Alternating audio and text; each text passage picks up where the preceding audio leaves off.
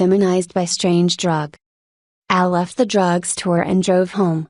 His chronic ulcers had gotten worse over the last year, so his doctor had put him on a new medicine, with one of those funny new names in Femtra. He drove home and took the bottle out of the white pharmacy bag. Inside was a pamphlet that listed the usual warnings and such. Take 2 Femtra pills with meals, twice a day. Possible side effects include dry mouth, sleeplessness, irritability, menstrual pain, and mood swings. Stomach upset or constipation may occur the first few days as your body adjusts to Femtra. Children under 13 should not take Femtra. The usual legal disclaimer stuff. He laughed and threw out the pamphlet, without reading all the fine print. He opened the top. Why do they make these stupid bottles so hard to open? And took his dosage of 2 little pink pills. Al took his medicine every day, as directed. Indeed, he did feel somewhat of an upset stomach the first few days. But that went away, and soon taking Femtra just became part of his normal routine. His ulcers felt better, and he happily went on with his life. It was 4 months later, and all seemed well. Al was at work, going over a proposal with Catherine, his manager. He wasn't feeling very well that day. "What's the matter, Al? You don't look very good," she said. "Ooh, I just had the most terrible cramps," he said. "I get those," she joked, "that's why I keep a bottle of Midol in my desk." "Big help," he said. "You sure seem grumpy today," she replied. "Well, I've got a headache, cramps, I feel bloated, and I can't sleep." "How is that supposed to make me feel?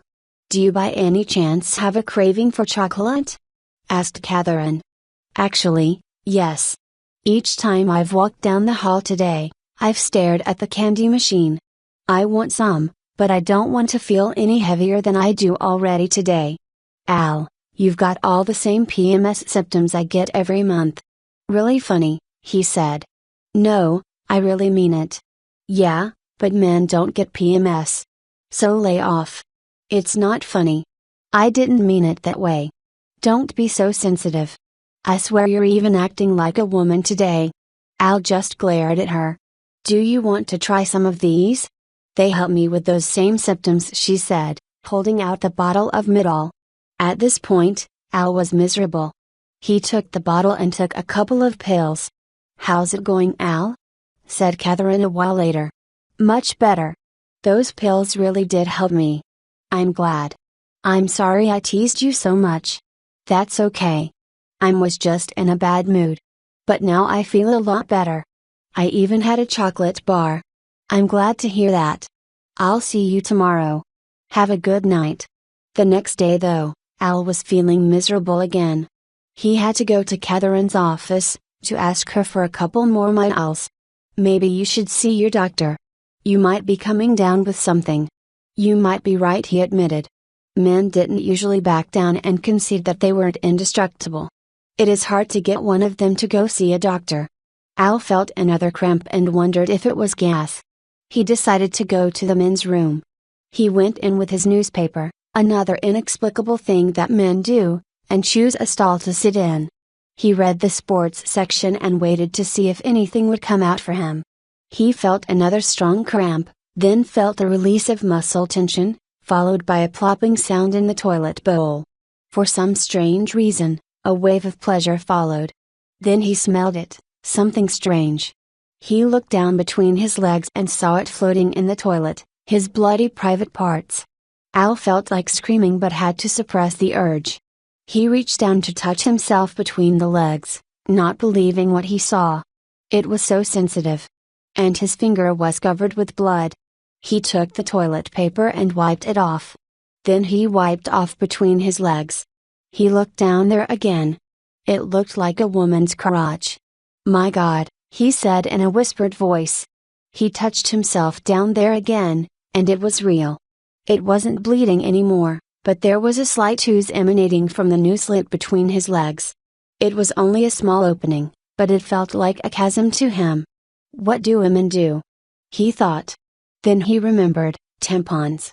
But of course, he didn't have any.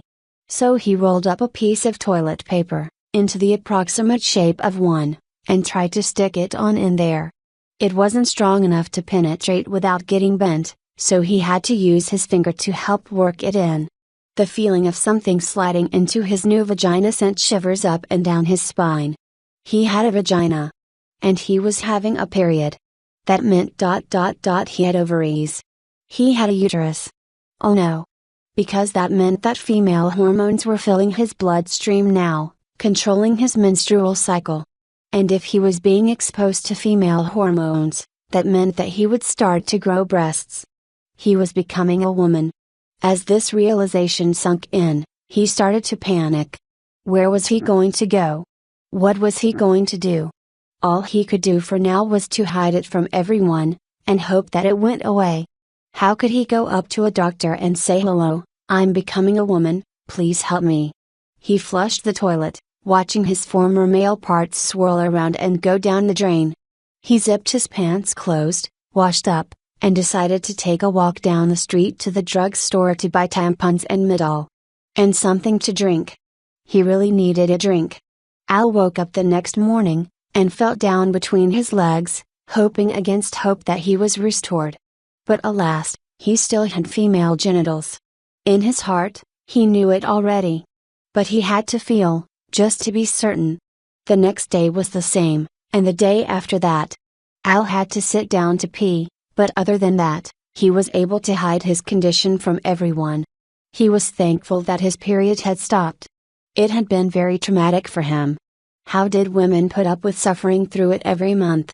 It was hard for him in meetings at work, to look at a woman, and know that between his legs, he was exactly the same as them. He found himself staring at the women's clothes, their hair, their shoes. Was he going to end up like that himself? Or would it stop where it was?